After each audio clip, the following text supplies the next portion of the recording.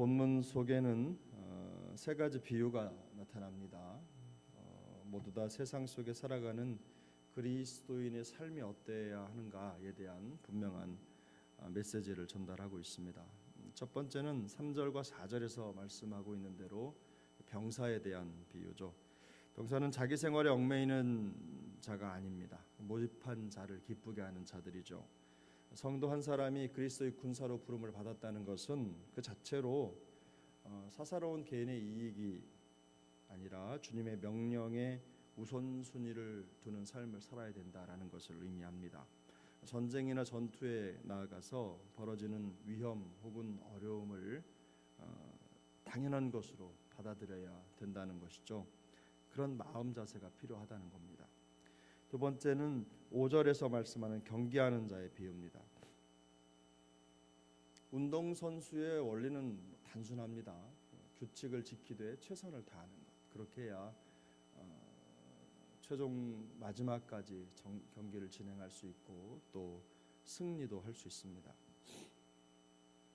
사역이나 신앙생활 역시도 마찬가지로 결과도 중요하지만 과정이 매우 중요하죠. 목적과 과정 모두가 다 중요합니다.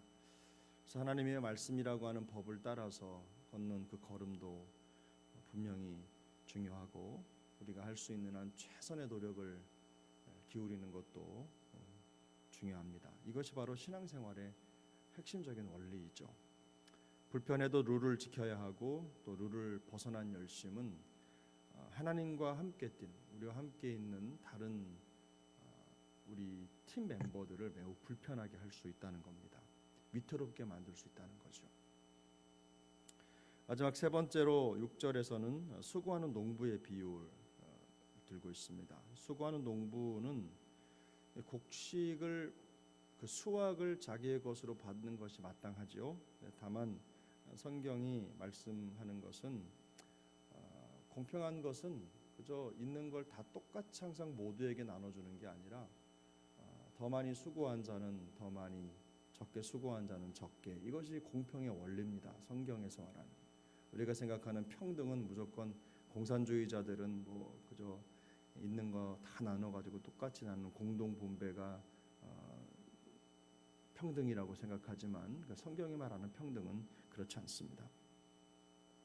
그 농부는 열매를 맺기 위해서 땀 흘려 수고하고 또 수확의 시간을 기다리는 거죠. 이게 바로 신앙생활에 있어서 하나의 또 중요한 축이기도 합니다. 신앙생활의 열매도 거저 주어지는 것이 아니라 그거에 따른 많은 눈물이 필요합니다. 수고가 필요하다는 뜻이죠. 눈물로 씨를 뿌리는 자는 기쁨으로 단을 거두게 될 것이라는 성경의 원리가 바로 여기에 담겨 있습니다. 이 세 가지 비유가 전하는 모습이 선명하게 우리에게 주는 메시지가 있죠. 병사 혹은 경기하는 자 혹은 수고하는 농부, 이 세 이미지가 서로 다르지만 그러나 추구하는 바가 같습니다. 병사로 말하면 그 덕목을 말하면 일단은 기본적으로는 충성이겠죠.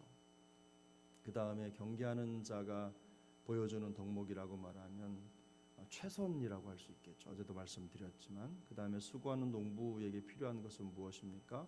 바로 근면하고 성실한 것, 성실함이겠죠.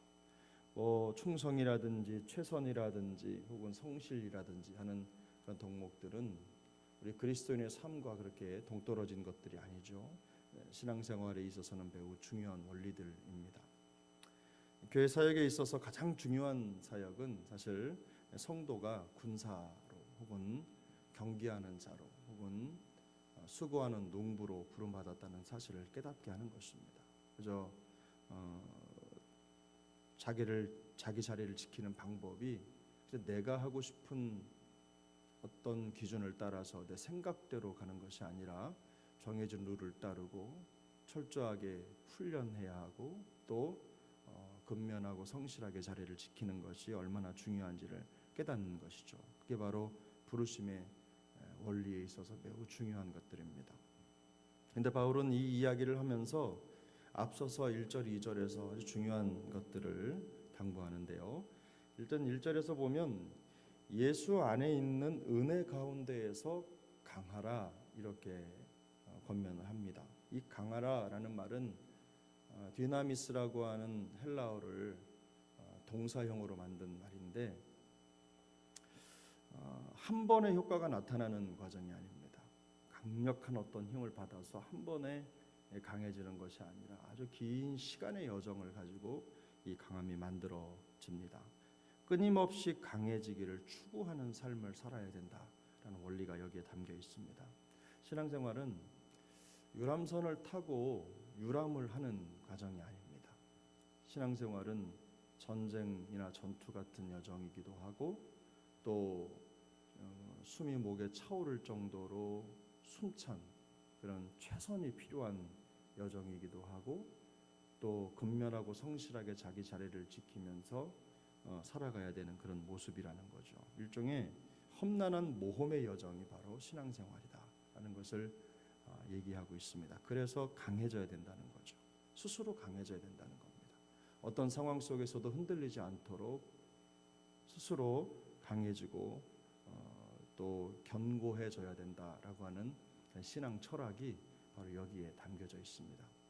두 번째로는 충성된 사람들과 관련해서 그 충성된 사람을 세우는 여정, 나도 쓰고 누군가를 세우는 과정이 바로 우리 신앙생활의 아주 중요한 축이다라는 얘기를 하고 있습니다. 그래서 여기 충성된 사람들을 세우고 또 그들이 또 누군가를 돕고 하는 그런 원리가 바로 교회가 유지되고 지속되는 원리입니다. 이 충성이라고 하는 말이요, 놀랍게도 믿음이라는 말과 같은 말입니다. 어원이 같습니다.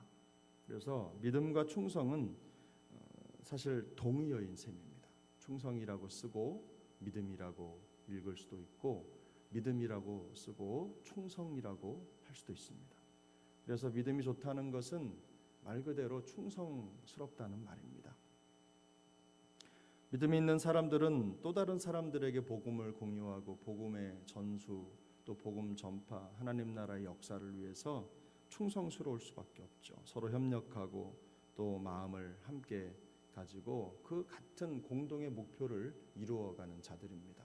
마치 군사처럼 훈련되고 또 세워져서 자기들에게 개인적으로 주어진 영적인 싸움을 잘 싸우기 위해서는 본인 스스로도 잘 지켜야 되겠지만 옆에 있는 전우를 도와줄 수 있을 만큼 숙련되는 게 필요하다는 뜻이기도 하고 운동선수도 마찬가지입니다. 운동선수가 한 팀 안에서 자기 룰을 지키지 못하고 경기의 원리를 깨면 자기만 패배하는 게 아닙니다. 팀 전체가 패배하게 되는 것이죠. 농부의 삶은 어떻습니까? 농부가 자연의 원리를 이해하지 못하고 농사의 어떤 원리들을 파악하지 못하면 결국 그 농사는 망치고 만다는 겁니다. 그래서 결국 사람을 세우고 또 스스로 강해지고 준비하고 하는 모든 과정이 바로 성도의 삶과 밀접하게 연결되어 있는 것입니다. 믿음을 가진 충성된 사람을 세우는 일은 결코 쉬운 일이 아니죠.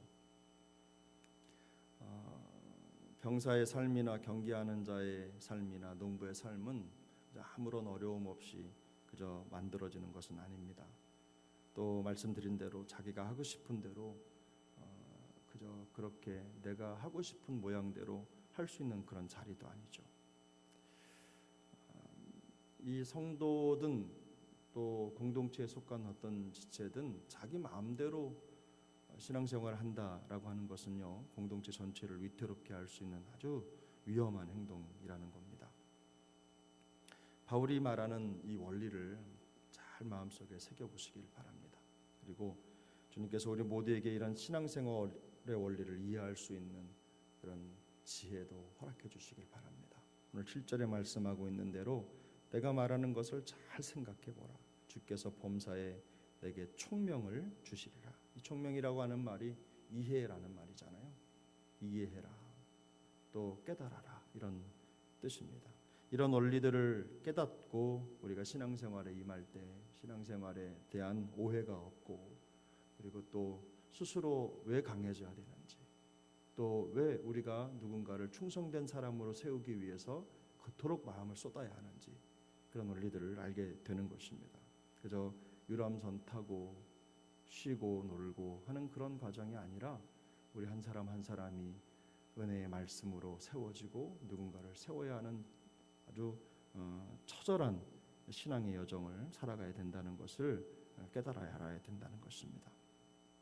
지혜가 부족할 때는 또 후히 주시고 꾸짖지 아니하시는 하나님께 간구하고 그 지혜를 통해서 매 순간 우리가 병사처럼 혹은 경계하는 자처럼 혹은 수고하는 농부처럼 부름받았다는 사실을 우리의 마음속에 깨닫게 되기를 바랍니다. 이를 위해서 우리 개인 한 사람 한 사람이 스스로 강해지는 것이 필요합니다. 제가 늘상 말씀드리지만 교회는 기저귀 찬 사람 1000명이 중요한 게 아니라 그 또한 중요하지만 그 기저귀를 갈아주고 세울 수 있는 한 사람이 중요합니다. 다 똑같이 울고 젖병 달라고 하는 그런 사람들보다 그런 사람만 있는 교회는 일을 할 수가 없죠. 사명을 감당할 수가 없습니다. 그러나 스스로 강해지고 누군가 충성된 자를 세우고 키워내는 그런 일에 마음을 쏟을 수 있을 만큼 스스로 설 수 있는 자들이 있어야 교회가 더 견고해지고 주께서 맡기신 사명을 감당하게 되는 것입니다. 저는 우리 교회가 그런 교회가 될 수 있기를 바랍니다. 고난 속에 있어도 고난을 이겨낼 수 있는 자들이 필요하죠. 우리가 알고 있는 대로 성경에는요, 성도에게 고난이 없다 이런 얘기를 하지 않습니다.